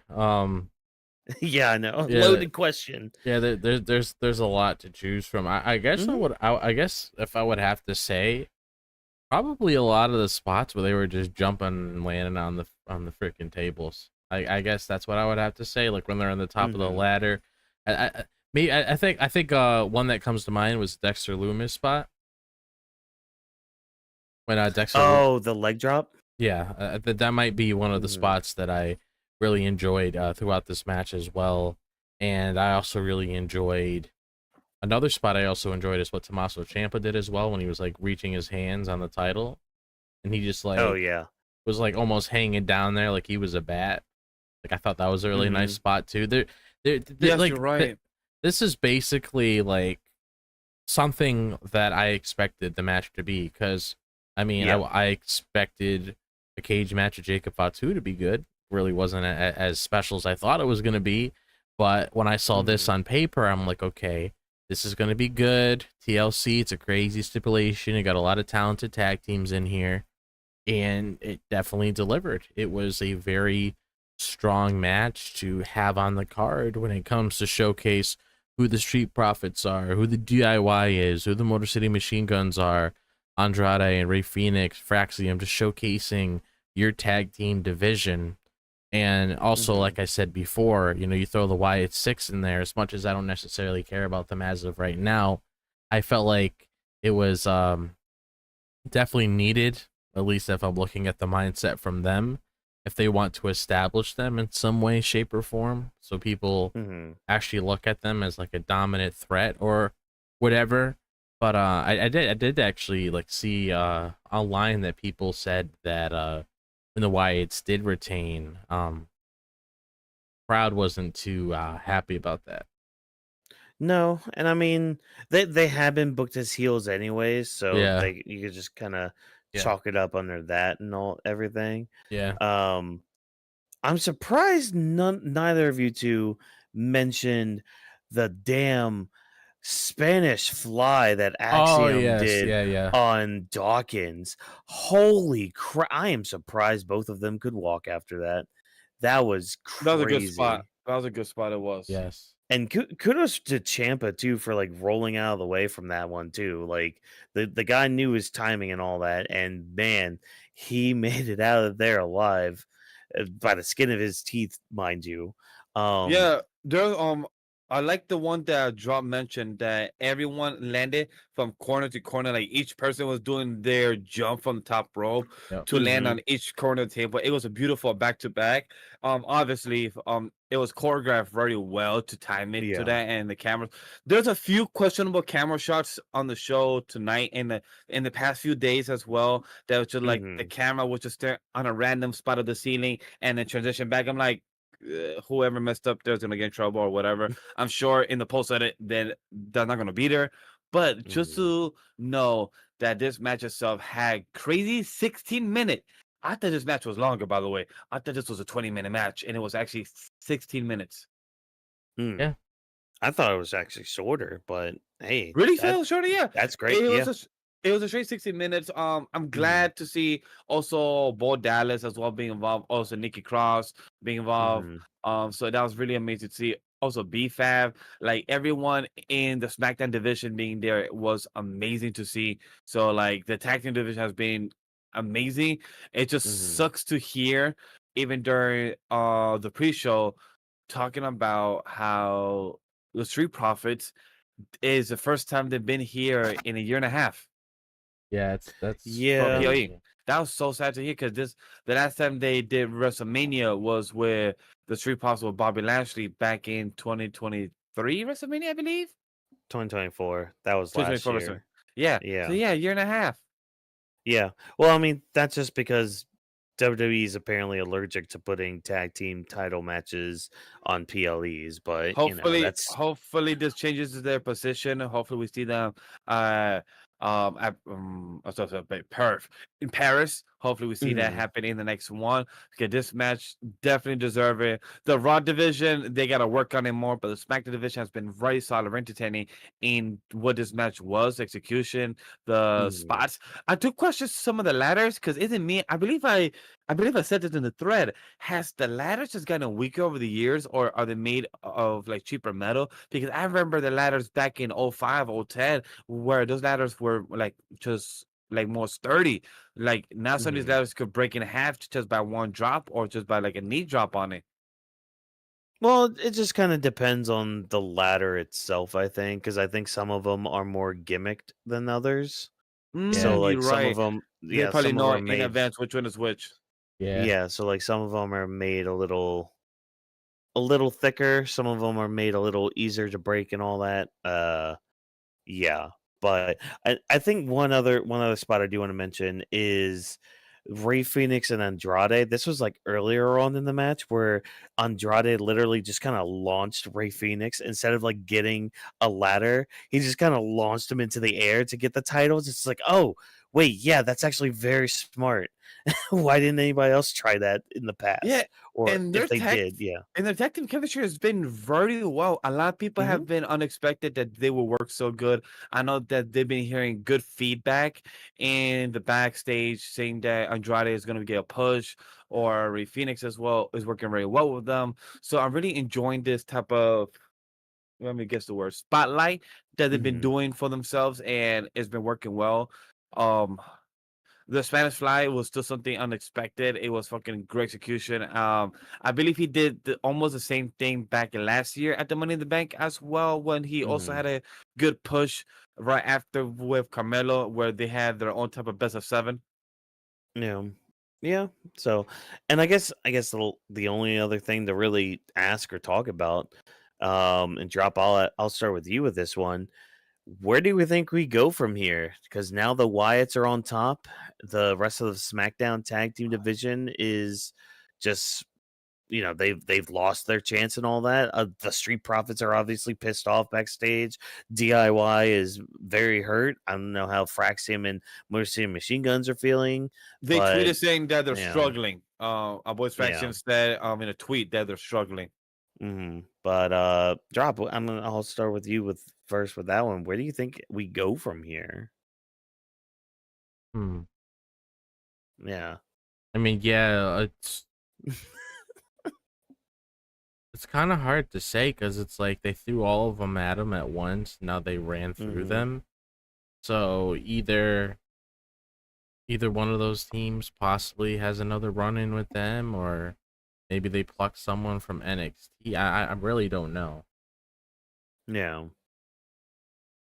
Yeah, it's kind of hard to think because just like what you said, they kind of just threw everybody together all at once, Yeah. and it's like you could have a singles tag match, next, but it's like who then beats the Wyatt Six for all of this? Like where do we kind of continue on from here?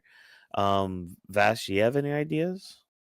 No, I was trying to look at right now Yeah. online to see the tag team division, but the website I'm looking at, SmackDown Hotel, they don't really have the Mm. updated because they still have Katana Chance and Kaden Code are still here. I'm like, you guys don't have this update in so long because Oh yeah, this is they've not the already they've already run up their 90-day non-compete yeah. clause. So So like they need what? to update this because I was trying to look for like, hey, who's the current people in the SmackDown division that's left that was not part of this match? Because I know the only person is Pretty Deadly that was not involved here, and Mm, also LW. Oh no, not LW. Guerra del Fantasma is the other two teams that were not used during this match. But mhm. I remember you telling me that their team is right now the champions of the tag team division in AAA. So they're doing their own thing right now. So right now, I don't have an idea or a prediction. Okay. All right. Well, then we can just kind of maybe leave it off at that and everything. But you know, at least there are two women that are still on the roster for WWE. Those two women probably, at least in my opinion, put on maybe the best women's match this weekend.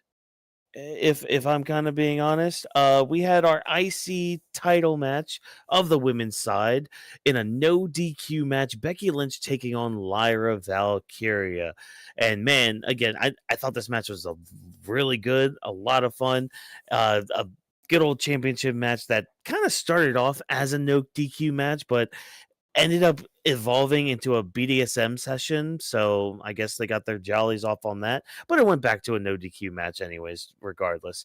But Becky looks to kill, like legitimately destroy Lyra because very innovative spot with this steel chair where like she put Lyra through it, like her arms and all that, and put her on the announce desk and like stomped it down, almost in a way Pillmanizing her neck, and she was gonna go and use the crowbar he added into does get the job done over Becky, and Lyra now has to get that over on Bailey and all that. I mean, Yeah.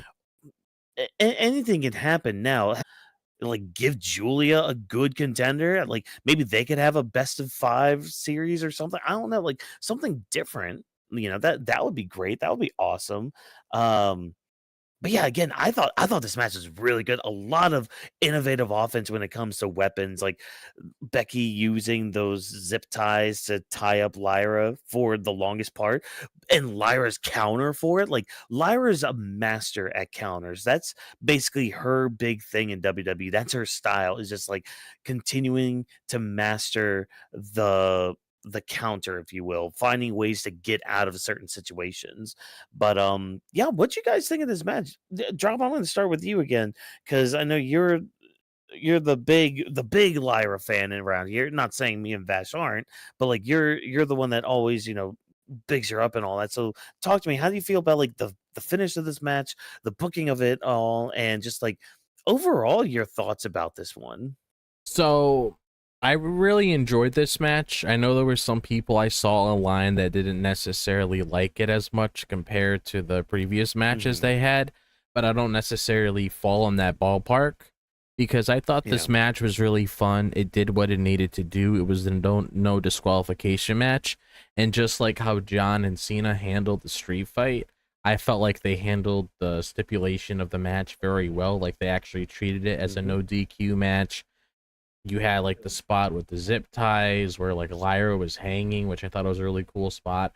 I loved, as you mentioned, like how Lyra was countering a lot. Like she was actually able to move around a lot, even with her hands zip tied, which I thought to be pretty fascinating. If I have to admit, like just seeing her move around, Yeah. knowing how she can't really use her arms to do anything, the fact that she could pull those stunts off just the way she is just really impressive. So I really do like the way that she, especially like when her and Becky were in the ring and like she was doing like those drop kicks or whatever it was that she was doing. I can't remember on the top of my head at the moment, but it was just the kind Mhm. of like different wrestling moves she was pulling with her hands tied. I'm like, holy crap, like how are you doing that? And then Mhm. you had the spot where, like I mentioned, she was hanging outside of like the turnbuckle, and you had Becky hitting her almost like she was a pinata. Like that looked like absolutely devastating. It's almost Mhm. like Leatherface is like putting you on the meat hook or something and just wailing at you. Like Yep. that's how it felt with yeah. Trust me, Yeah, you heard him. You heard him. that's what You happened. heard him, Vash. Yeah. But it's like that they just took full advantage of it, and I wanted them to do that. Either it was even Mhm. the thing with like the chair, it's like I don't recall us ever seeing the chair being used like that, at Mhm. least to my memory, like using it to put on Lyra and just like hitting her back and forth, and then Lyra eventually countering it, and then Becky doing that spot with the chair like next to the table and everything. Like it just Yeah. really caught me off guard with a lot of the stuff they were doing, and I really liked it. And we also had like how Lyra had the crowbar spot, like showing how she was getting a little more crazier than Becky was. Becky just had a kendo stick. This chick had a freaking crowbar at one point, so she was going the Yep. extra mile there. And I felt like the match was pretty even too when it came to Mhm. what they were doing towards one another. And of course, we saw Bayley get herself involved, which we expected to happen sooner or later. And then her and Becky ended up having a thing in the match. And then, of course, because of what Bayley did to catch Lyra off guard with the punch, gave Becky that advantage to win the match Mhm. itself. Which, looking at it right now, I guess I could say I'm curious to see the next direction for Lyra. I don't Yeah. necessarily know if I want it to be a feud of her and Bayley, because we kind of seen that already, unless they're gonna delve into that deeper. But Mhm. because you already know, like second Raw hits either backstage segment or if they're out in the ring, Lyra is gonna mention something to Bayley about that, even though it wasn't intentional.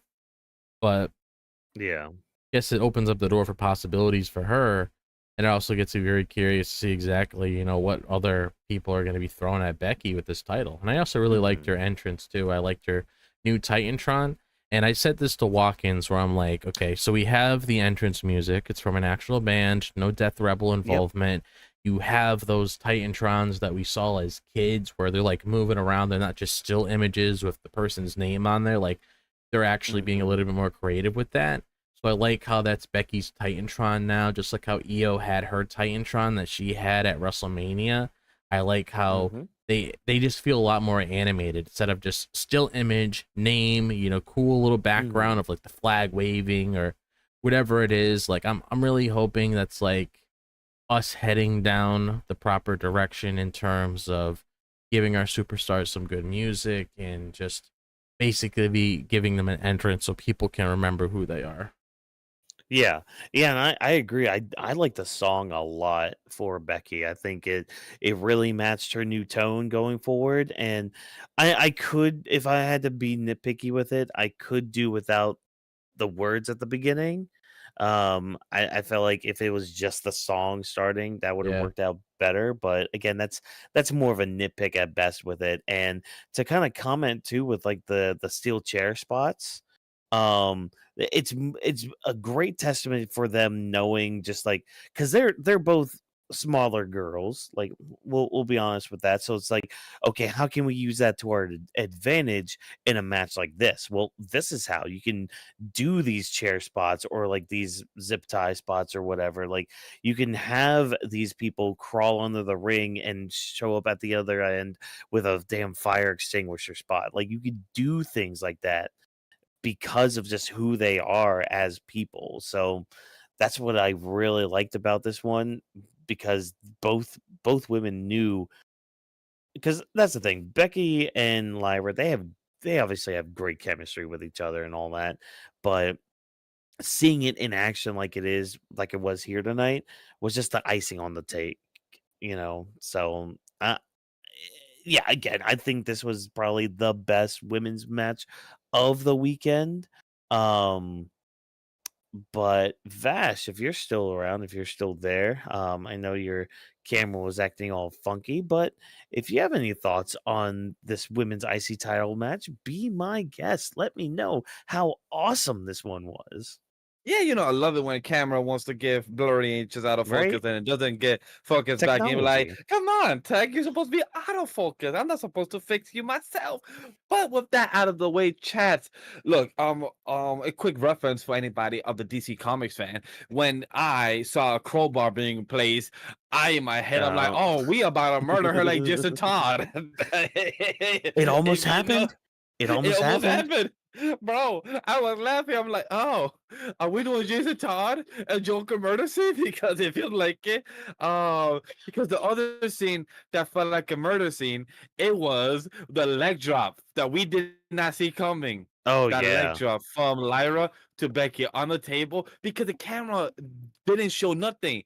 And even Michael Cole, like, yo, where did she come from? Because for anybody that don't know, usually the announcers only pay attention to their camera, so they don't always see what's happening on front to be like too spoiled on it, on like of anybody coming on the carpet or the ring. But when it comes to Michael Cole, he was saying, where did she come from? She came out of nowhere. And I'm like, no lie, she actually did, because last time I saw her, she was dead on the ground. Like Yeah. literally Yeah. a minute ago. Yeah. She was literally about to hit with crowbar with Bailey. Where the fuck did she get up on top of the ring? Did a dive and a leg drop to Bailey. I mean, to Becky, who was literally just getting her composure. Most likely spot to get, spot to happen. But just to casually, the camera ain't even panning to that, but just showing the actual leg drop. Yo, that felt like a murder scene happened, and I love it. Wrestling is entertaining when it's the aspect of the wrestlers being safe, but also hurting themselves to the aspect of entertainment. Obviously, safe as always, that matters to the point that you don't get hurt, severely injured. Mhm. Things will always happen. But just to see those moments happen by choice, just to see the leg drop from the top rope, also just to see what's going on with, as you guys mentioned, with Bailey being involved, that's also an interesting thing because she didn't really, by choice, to cause her to Lyra to lose her chance. It was more of Becky. I like how Becky was trying to convince also Bailey. Yes, she did point it out. Four horse. Remember, we were something. Like, girl was trying to trying to help her remember those memories or moments of a flashback at that time. Because I like how she was trying to get her, like, come to the dark side. Come join me. You want this gold? I could get you gold. Like, come and join me in this dark era. And I like that Mhm. very much. So that's really good to see from her. And I like how Bailey turned around, said no. But then I love how after that, Becky tried to grab the chain, be like, all right, cool. Once you turn around, I'm gonna swing at you. I love how Bailey was ready for that, went back at it. And I love how we predicted this during prediction, like, yo, Bailey is now in SummerSlam. That sucks. But she's going to get herself involved. It's a street fight or, and no DQ. We know it's going to happen. And Bailey was somewhere around the corner or somewhere nearby. Or, hey, Bailey, it's time. We're about to hit the 3-minute last mark. Go start walking to the ring. Or, go wear the sweater or jacket or hide yourself. So it was a good moment, good match. Would I say this was the best match out of Becky and Lyra? I don't know. I feel like I like the previous match more, I believe, on top of my head, but still good match nonetheless. Mhm. Yeah, it was a great match. I just a part of me wishes the crowd were more into it, but Yes. that's again, The thing is, damn you, they New have Jersey and your they have no shores. complaints to for example, WrestleMania night 1 or night 2 it was in that case. Mhm. So it's hard for that to be the case when it comes to night 1 of WrestleMania or night 2 where it was a bit slow in that stance. Yeah.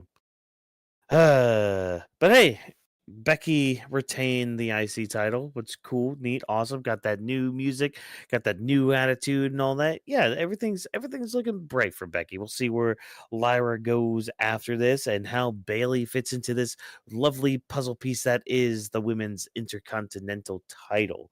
So the last match we're gonna leave off on is our women's world title match. This match actually started the night off. So hey, great way to start the night off.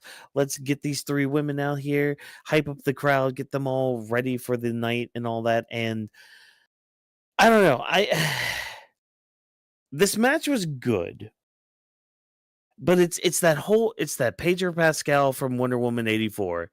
It's good, but for me it could have been better. I felt like there was something just missing from it. I can't really pinpoint it, but it's like something just felt missing from this match where it's just like, okay, when are we going to get into this extra gear here? And it's like they didn't really get into that gear, and I'm like, what happened? What's going on? I was really looking forward to this match. Why am I not feeling this match anymore?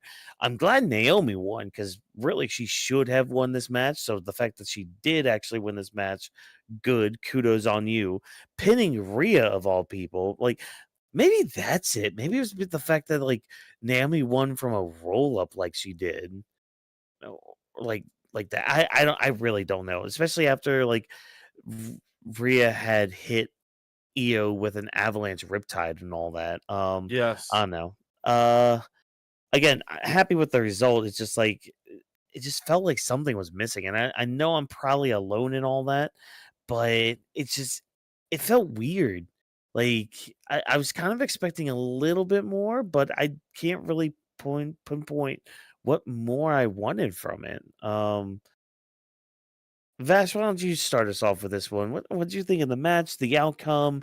Um, I don't know if you have any similar thoughts I did with it, feeling like it missed something. I really don't know, but talk to me.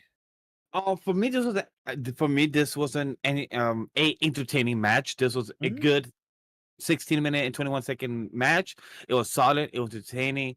It was a bit slow from the beginning, but I will also add the caveat that I did miss the first 5-8 minutes of the match because Chad, by accidentally, your boy took a nap at the wrong time, so he missed the first couple minutes of said match. But I did see the match overall, and I'm happy to see because a few people was questioning, "Yo, can Naomi keep up with Rhea and Io, etc.? Can she do her thing?" Yeah, I saw it on my timeline for the past What? couple of days. Yeah, I saw that, and I'm like, okay, trust me, yeah, trust me, guys. She's gonna prove you wrong, and she did. Naomi kept up with these two ladies. She was well balanced. It was going back and forth a few times. I would agree that this feel like it was missing a third gear or Mhm. like a second gear to get into that finish line. But I feel like we might have another round 2 or round 3 of another title defense sometime down on a regular Monday Night Raw for Rhea or Io, most likely, my assumption, because I know right now she's gonna start her promo mic work with Stephanie Vaquer. So it's gonna be that build up. But for the match itself, like I said, it was a solid entertainment match. It was something that I was excited for. Good triple threat. Mhm. Io and Rhea has really great chemistry. They work so well together. The Avalanche Riptide was fucking amazing. I love the tweet that somebody posted, I believe, saying that the pose, Rhea and Io, definitely questionable for those people. But the match itself, again, solid. I was entertained as a Mhm. fan, and I'm glad Naomi retained. I expected it that was the case, and I'm glad to see her roll.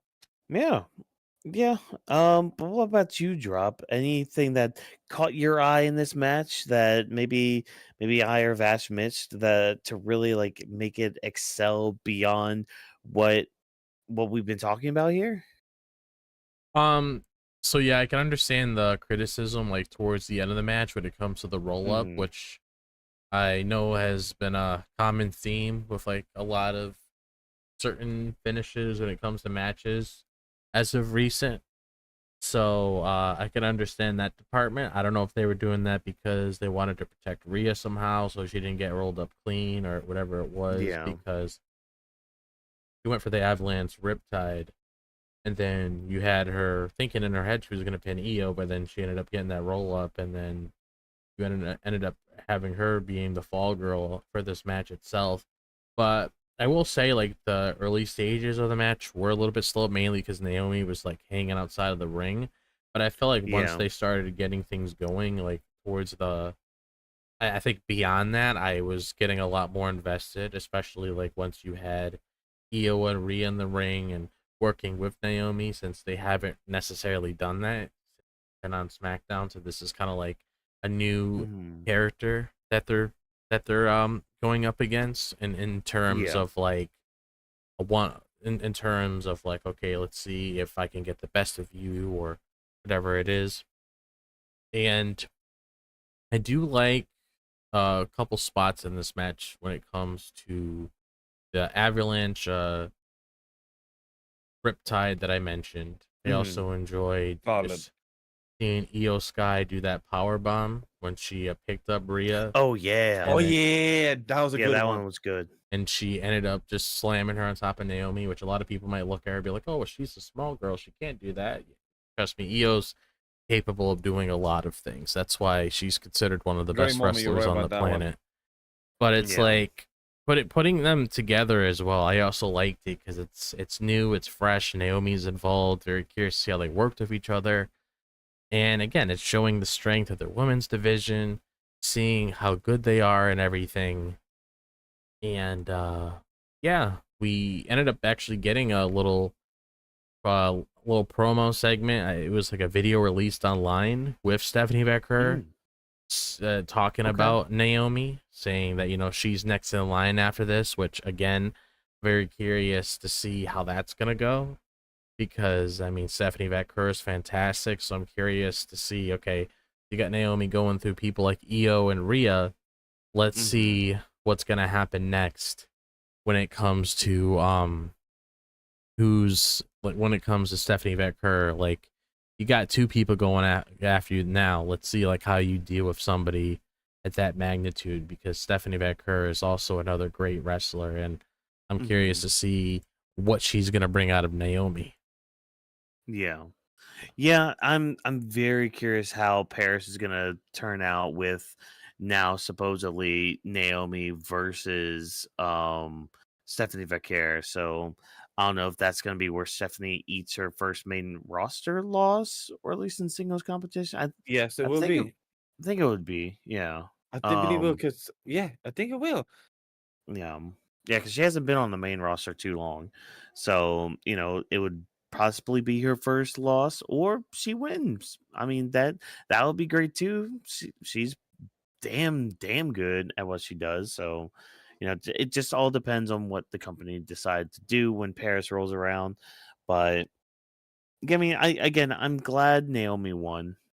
I think because that way it's showing, okay, yeah, she cashed in her Money in the Bank briefcase, but we're actually giving her a legit title run, and not just okay, here's the title because you won Money in the Bank and you haven't really done much of anything of note since coming back. Here's the women's world title picture. Congratulations on turning heel. All that stuff.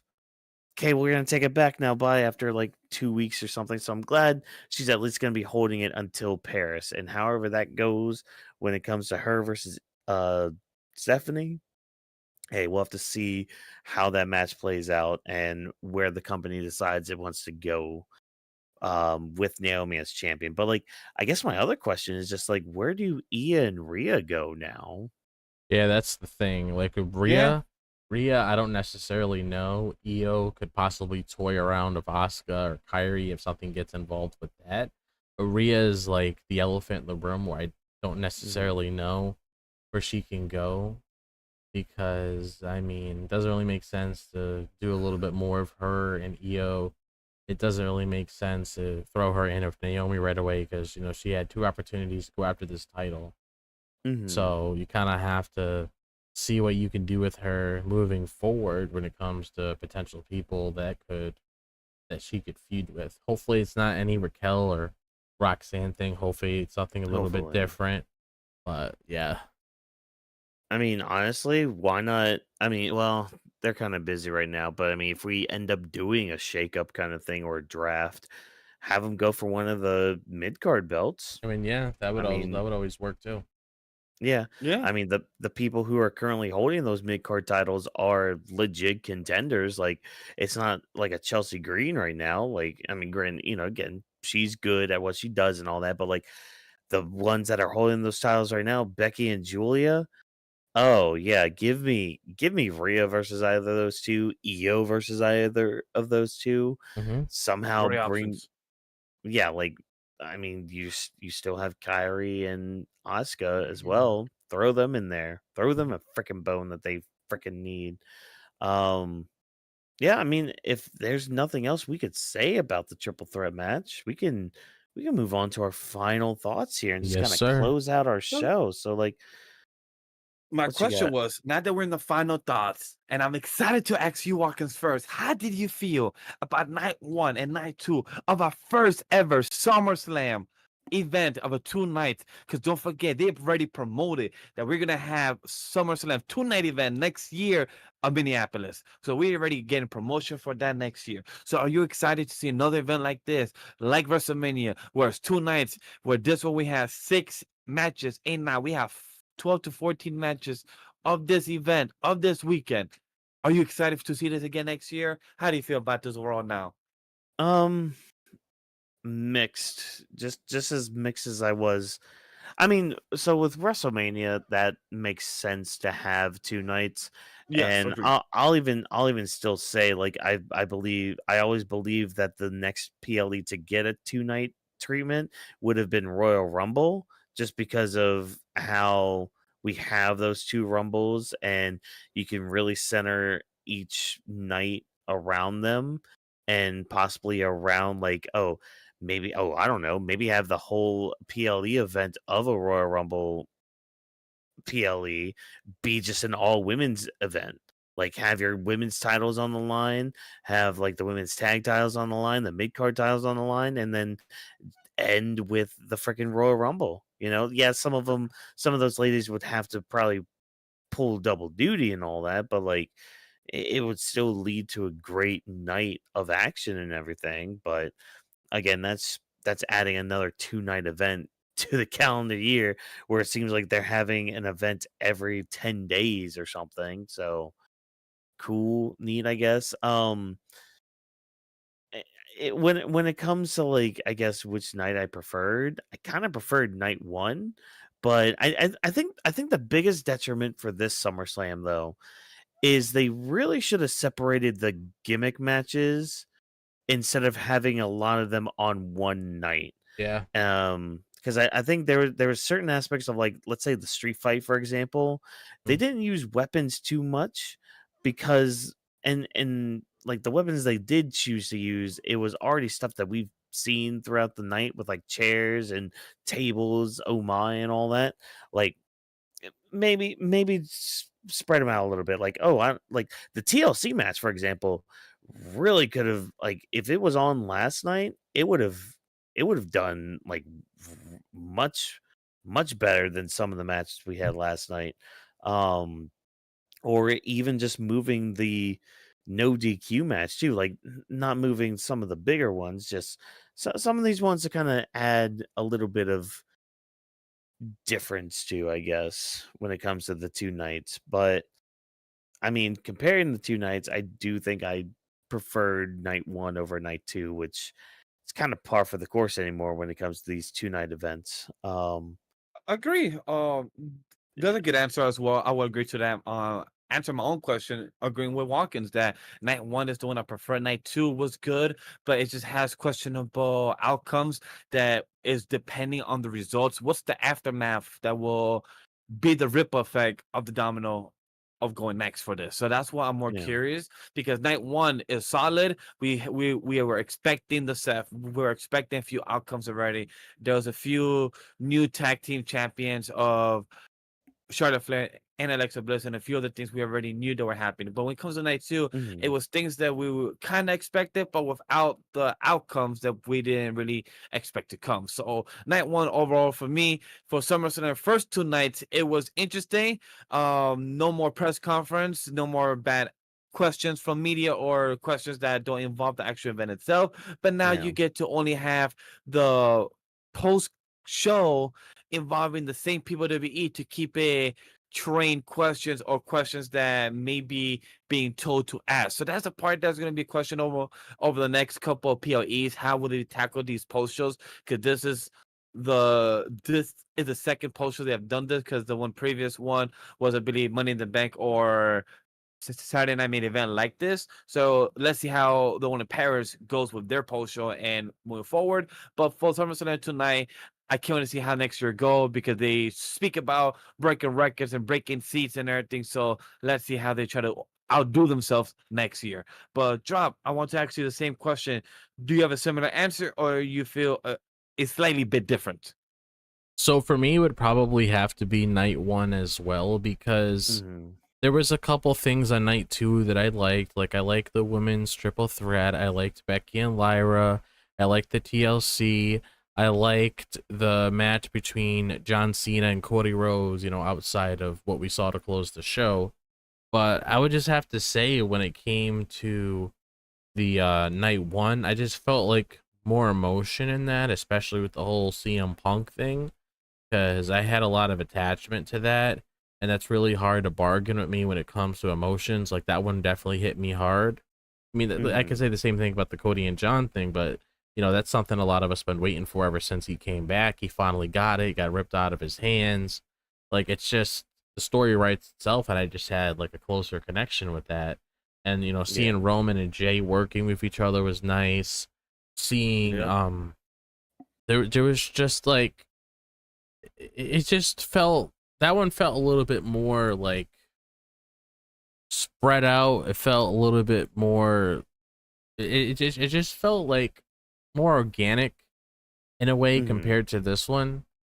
And there was just like a lot more like memorable moments here. I mean, the stuff with Jelly Roll, that match itself. Yeah. There's just a lot of stuff on there. Charlotte and Alexa getting their big moment together, sealing the deal, the next chapter of their story, becoming friends and everything. Looking at them when they were spread apart, and then now they're together as the women's tag champions. So yeah, I would probably have to say night 1 I did enjoy, and also talking about my overall opinion on how I feel about the 2-night format.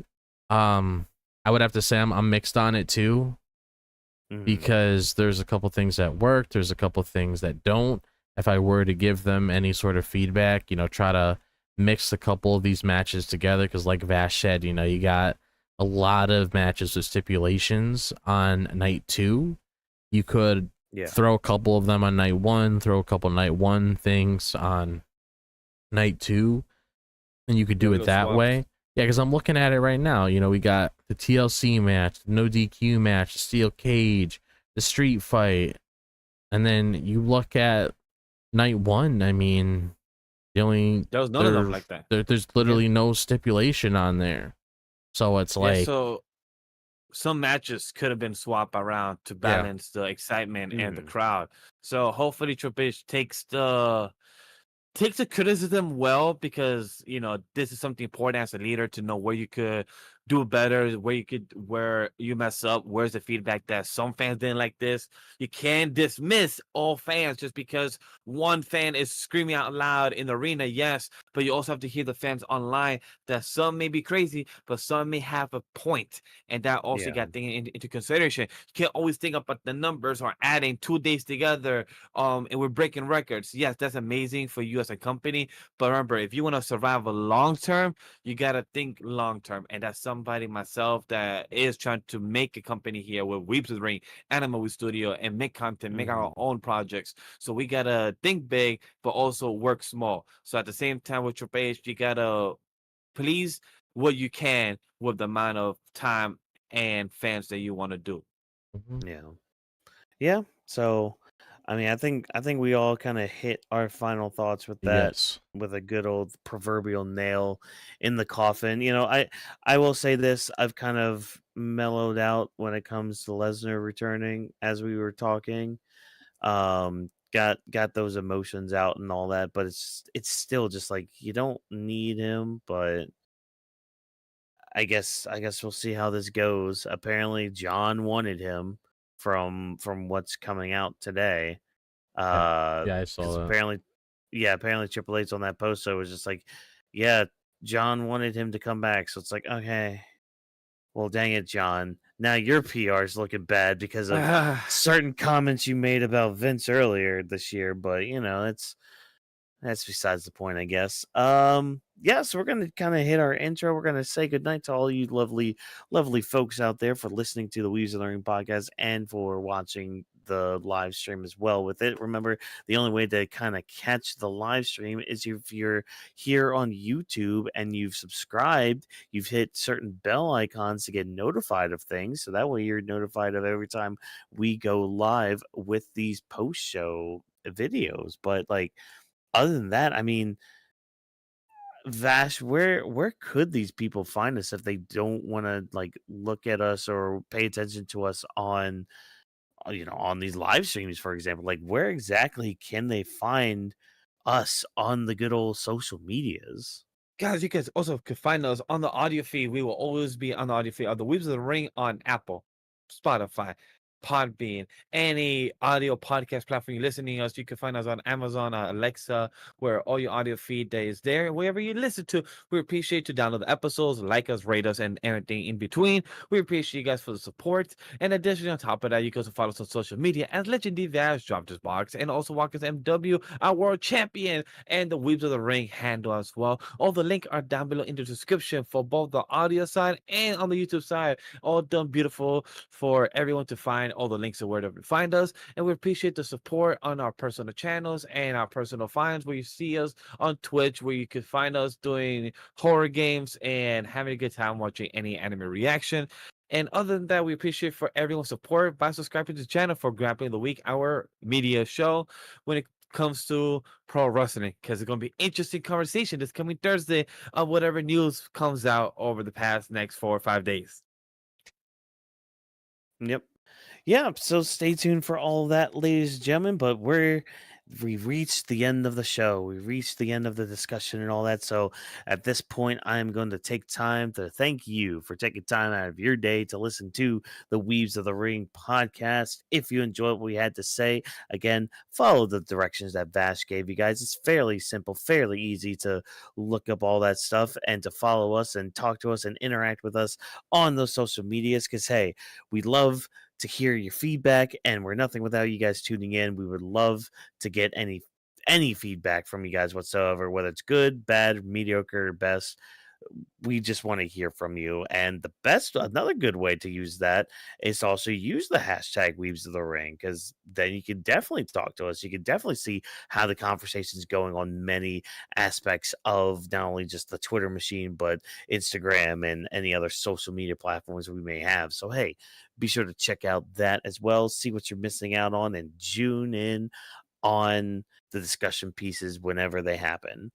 Weebs of the Ring is presented by Animal We Studio. Thanks, of course, to our production team for all of the hard work that they put in to make this show happen. Thank you once again for joining us. And remember, as always, no stunt grannies were harmed in the recording of this podcast. Have a good night, ladies and gentlemen. And we'll see you tomorrow night for Monday Night Raw. You guys. Great night.